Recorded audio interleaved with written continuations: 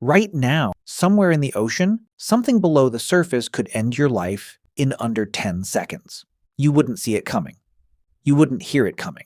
There's a moment inside every shark attack that nobody talks about. A gap. The gap between the second a shark decides you're prey and the second your body decides what happens next. That gap is only a few seconds long, but inside it, some people die, and some people don't.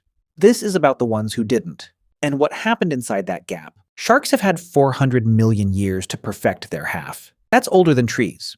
Before dinosaurs existed, sharks were already ancient, already building the exact bite that can exceed a ton of force, teeth built to regrow the moment one breaks. Humans have had a few 100,000 years to build our half, the gap, and what happens inside it decides everything. On December 8, 1963, a spearfisherman named Rodney Fox was defending his South Australian championship title off Aldinga Beach. He'd just lined up a shot on a fish when something hit him with the force of a train. He lost his mask, he lost his spear gun. He was moving through open water faster than a human body should move, because he was inside the mouth of a great white shark. That's the gap opening. His instinct was to reach for its eyes. He couldn't reach them, so instead, in that same gap, his body did something else. The shark's teeth caught on his lung. Instead of finishing the bite, it let go to reposition, and in that half second, Fox surfaced, gasping, both hands to hold his own chest together. His ribs were broken, his spleen was exposed, diaphragm was punctured, and somehow he stayed conscious long enough to be pulled into a boat, moments from bleeding out. Doctors gave him 462 stitches. It remains one of the most severe shark attacks any human being has ever survived. 12 months later, Fox was back in a spearfishing championship. Then he built the world's first shark cage and spent the next 5 decades studying the exact animal that opened that gap in his chest. You have the same gap sitting inside you right now, whether you've ever touched the ocean or not. It's called your threat response, and it doesn't wait for permission. October 31st, 2003. Tunnels Beach, Kauai. 13-year-old Bethany Hamilton was lying flat on her surfboard, left arm dangling loose in the water, waiting for the next set. That's all it took.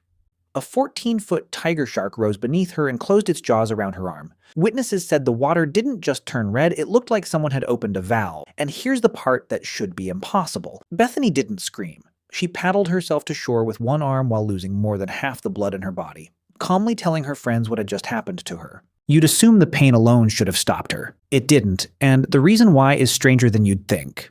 In 1946, a Harvard anesthesiologist named Henry Beecher studied over 200 soldiers, wounded on the Italian front, men with shattered bones, and open wounds. Only 32% of them wanted painkillers.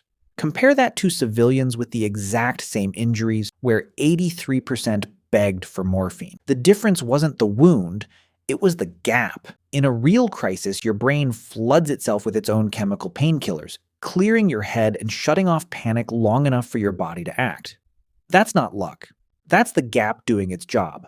It's why Fox could hold his own chest shut, and why a 13-year-old girl could paddle to shore and calmly explain what had just happened to her arm. But that gap has a limit. And to see what happens when it breaks, you have to go back further, to a night survivors still can't fully talk about. Just after midnight on July 30th, 1945, a Japanese submarine fired 2 torpedoes into the USS Indianapolis. The ship went under in 12 minutes. Roughly 900 men made it into the open Pacific alive. Because the Navy didn't know the ship was missing, no rescue was sent. For 4 days and 5 nights, those men floated in open water with no boats and almost no food. And the sharks found them almost immediately, drawn by blood, by noise, by the pulse of hundreds of dying men. A flash beneath the surface. A scream cut short. A man simply gone. The living learned to bunch together, because the sharks always took the ones on the edges first. When someone died beside you, you learned to push the body away and hope it bought you time. This is what happens when that gap, the one that saved Fox and Hamilton in seconds, gets forced to hold for 4 straight days. It breaks. Men who should have survived their injuries began hallucinating, drinking seawater, turning on each other in the dark. By the time a plane spotted them, only 316 men were pulled alive from the water. As many as 150 are believed to have died from sharks, making it the deadliest shark attack in recorded history. Most of the others weren't killed by the ocean or even the sharks directly. They were killed by a gap that never closed. So here's what these 3 stories share. Not the sharks, not the blood. It's what filled that gap. For Rodney Fox and Bethany Hamilton, it lasted seconds, and their bodies answered with total clarity. For the men of the Indianapolis, it lasted days, and clarity was the first thing to go. Fox spent the next 50 years protecting the animal that nearly killed him. Hamilton was back on aboard in 3 weeks, and even the survivors of the Indianapolis spent the rest of their lives proving that 4 days in that water didn't get to write their ending. The bite is never the story.